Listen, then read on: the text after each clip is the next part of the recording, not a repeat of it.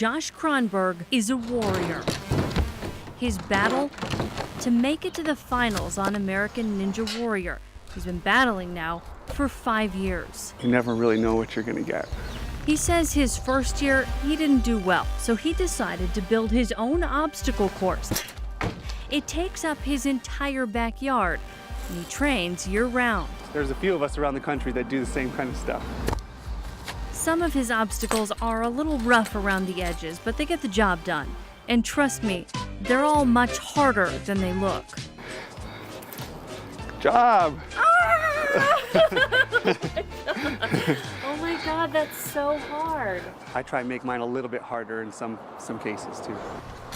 And Josh says it's working. He says he has completed the TV course several times. And Josh Kronberg, an artist from Albuquerque, but has only made it on the episodes for just brief mentions. Unless you do outstanding or terrible, you probably won't get aired. Hopefully I don't mess up on the jump. It's frustrating. This balance stuff, oh, it's rough. But he's going to keep doing it until he physically can't anymore.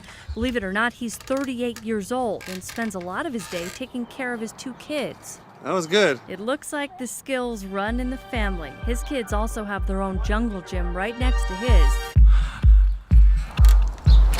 So as he trains, they watch, and every year, they hope to see him make it to the finals. And Josh is already shooting his video to submit for next year, so keep watching for him. For me, I'm just gonna stick to what I know. Back to you.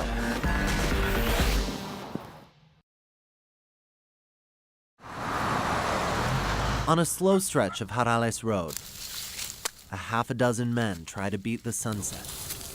They comb through the tall grass, where tragedy took their good friend Daniel Sanchez.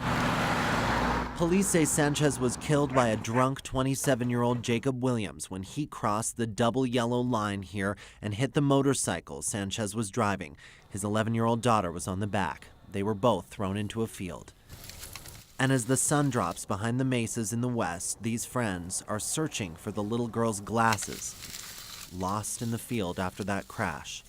In 2006, Williams did almost the same thing. Drunk, he hit a motorcycle ridden by husband and wife, killing him, paralyzing her.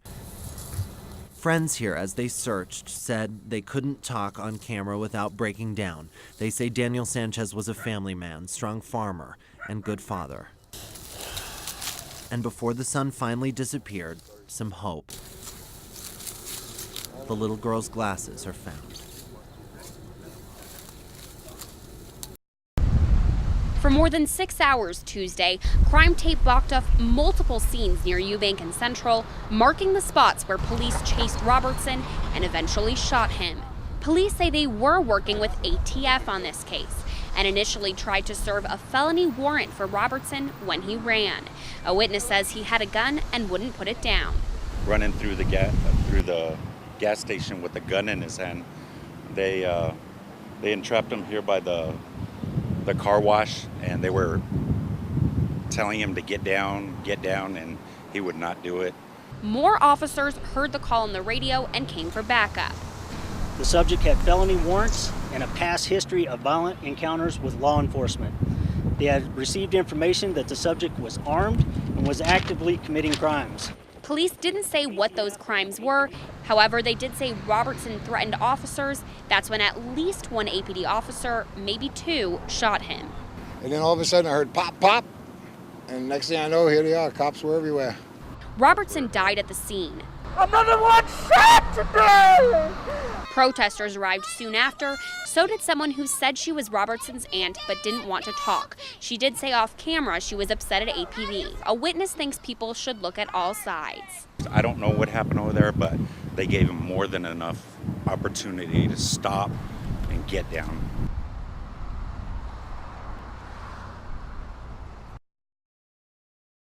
When he would enter a room, everybody would just love love him and smile and be happy around him. Arthur Garcia's own family found his lifeless body on the floor of his Albuquerque home in March 2012. It seemed like it was 5 minutes, but you could talk to him hours and hours. Randy Jaramillo says he would give anything for another 5 minutes with his brother-in-law. It was just timeless. Garcia was brutally killed. He was smashed over the head with a barbell and strangled with a phone cord by Talith Hopkins. Now, Mr. Garcia had a plastic bag over his head. The prosecution described the calculated way Hopkins killed Garcia. Hopkins had killed a woman the same way just days earlier. Hotel maid Ramona Montoya Leon was found in an empty room at the Plaza Inn, raped and murdered, and bound, just like Garcia. The last few minutes of that woman's life were brutal. Hopkins' attorney says it was quite literally voices telling him to kill. A mental health expert testified Hopkins suffers from schizophrenia. His own mother pleaded with the families of both victims. Forgive me for my sins. Forgive me.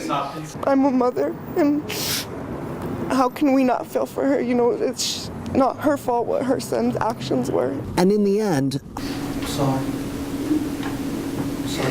Hopkins will pay for his actions. He was sentenced to serve 2 life sentences, one for each of the lives he took. For Arthur Garcia's niece, Michelle, it's a start. I'm happy. I feel sorry for his mom, and she mentioned that she wanted to offer us a napkin, and we would have rejected it, and we wouldn't have. And I'd like to offer her a napkin and tell her that we're very sorry for her loss also. Reporting in Albuquerque, I'm Caleb James, KOB Eyewitness News 4.